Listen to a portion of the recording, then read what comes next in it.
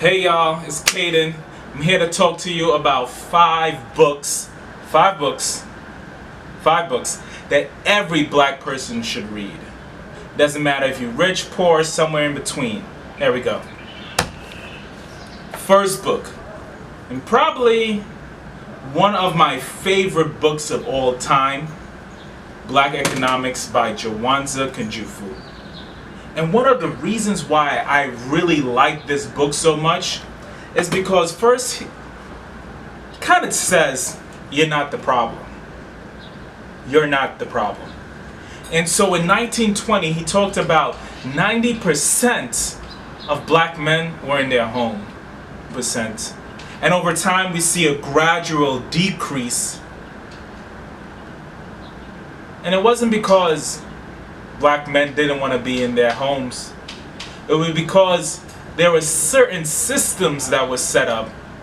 Black men, whether it's through incarcerations or other systemic methods, weren't able to be in their homes. So that's where he starts, of where things were.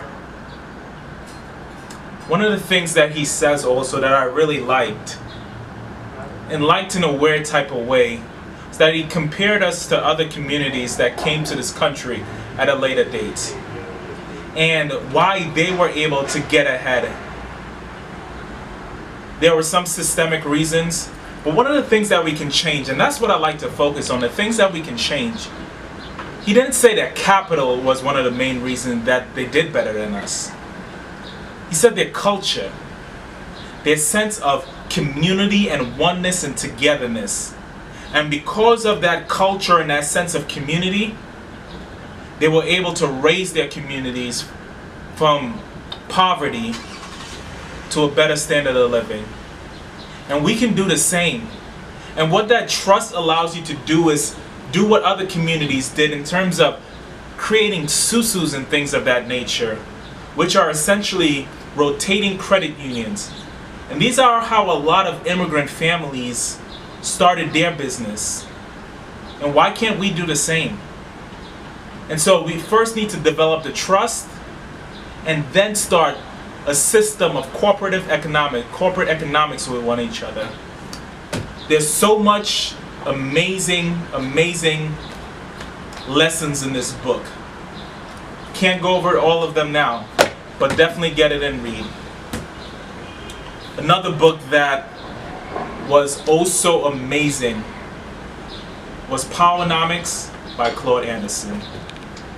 And one of the things that really spoke to me as someone who is really into politics, he laid out where from the beginning after slavery, we just see the number of black politicians doubling and tripling and just going up after time.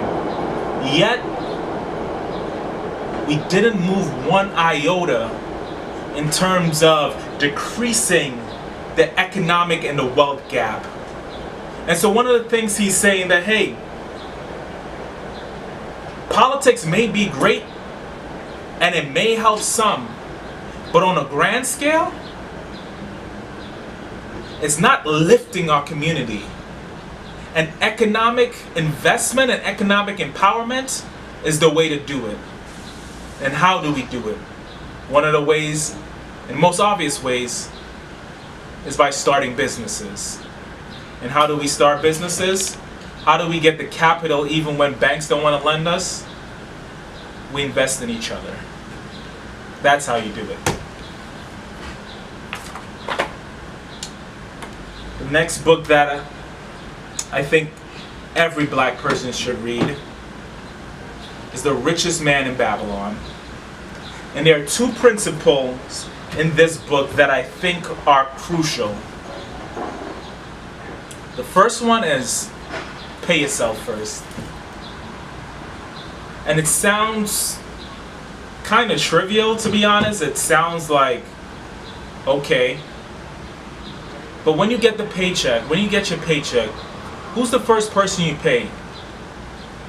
If it's the first of the month, then you're probably paying your landlord. And then after that, you may go pay your grocery store, the cashier, or whoever owns that grocery store. And who knows, maybe you might take your family out for a treat for Cold Stones. And after a full month of paying other people, you're only left with $5. And so what it's saying that we can't pay ourselves after we've divvied out our money to everyone. We have to pay ourselves first. And the recommended amount in the book is 10%. So you should be looking to carve out 10% of your check to save or invest before you do anything else with it. I mean, I'm a tither, so that's my first 10%. Then my next one is saving. But make sure you pay yourself first. It's so important. The other principle that he talked about that I really like was live below your means. And we all kind of know this conceptually, but it's something that's so hard to do. So hard to do, especially with social media, when we see all our friends going on these lavish vacations, or buying a new home, or buying a new car. And we just want to keep up with the Joneses. And so make sure you live below your means. And that's how you become the richest man in Babylon. That's one of the ways you earn the capital in order to become the richest man in America, or whatever country you're from. Maybe you're from Trinidad, TNT. The next book that I recommend that you read is Stock Investing for Beginners by John Roberts. And so what I really liked about this book is that it's exactly what it said it is. Stock investing for people who don't know anything about stocks. And even if you know a little about stocks, which I did when going into it, it really breaks it down to you in a way that everyone can understand and get to the same level. And one of the things that he said that I'm trying to apply to my life every day is that when it comes to the stock market, the way to become rich through the stock market